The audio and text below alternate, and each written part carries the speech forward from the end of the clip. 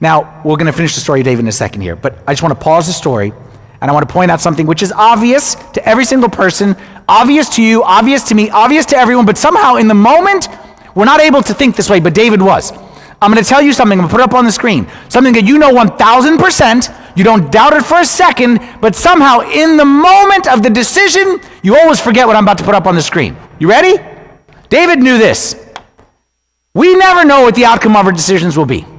Does anybody disagree with that? We never know what the outcome of our decisions will be. In the moment, we think we know.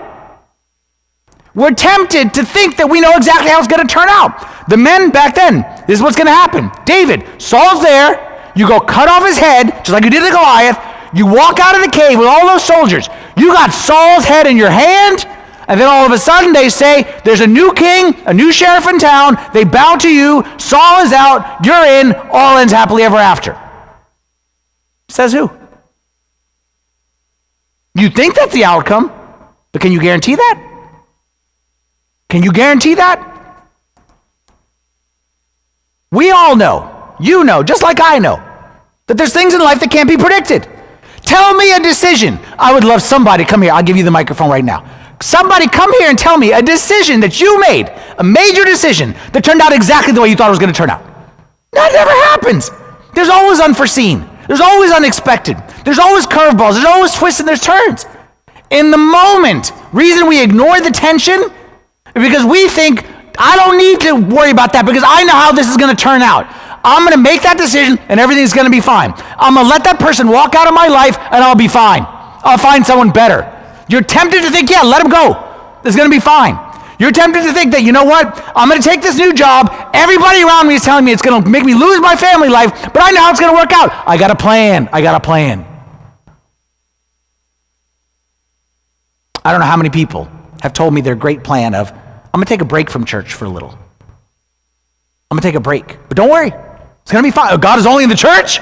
God is only in the church? We ain't even in a church. We're in a gym. So God, I'll go to a gym. Mondays and Wednesdays, whatever. Like, I got a plan. Don't worry. I'm going to be okay. I got a plan. Be careful. Be careful. We never know the decision, the outcome of our decisions. But you know who does? God knows. That's why ultimately in the end, your 17-point spreadsheet, my 17-point spreadsheet with weighted criteria, as valuable as it is, the voice of the Holy Spirit is more valuable. Because my 17-point spreadsheet can predict, can guess. But the voice of God, I had no guessing. So if I got points, pros and cons, on one side, and I got voice of God on the other, only one of those two knows the outcome of the decision. And in fact, David and all of Israel knew this because the reason that they're in this mess to begin with is because Israel as a nation did not pay attention to the tension. How did we even get to Saul as a king? You know how this mess came in? Because before, Israel had no king. God was their king. God was taking care of them. And then they said, we want a king. And Samuel was like, you don't want a king. They're like, no, we want a king because everybody else has a king. And everybody's doing it. It'll make us feel real good. Like, we want a king. We want to be just like everybody else. And Samuel said, guys, trust me, you don't want a king. Because if you have a king, they're going to tax you. They're going to take all your money. They're going to take the best of your fields and make it their fields. They're going to take the best of your crops and make it theirs. They're going to abuse their power. You don't want a king. And what they said, look here, 1 Samuel chapter 8, verse 18, we're going backwards in the story. You will cry out in that day because of your king whom you have chosen for yourselves, and the Lord will not hear you in that day. Samuel was the voice. Samuel was the tension. Samuel was the my mom, are you sure? That was Samuel saying, don't do it. You're going to regret it. And the people did what? Did they pay attention to the tension?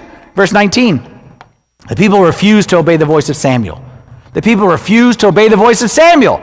And they said, no, but we will have a king over us, and that we may be like all the other nations, and that our king may judge us and go out before us and fight our battles. A decision which they regretted instantly. All the problems, you go through the Old Testament, all the problems of the people was caused by the kings. All the problems was caused by the kings.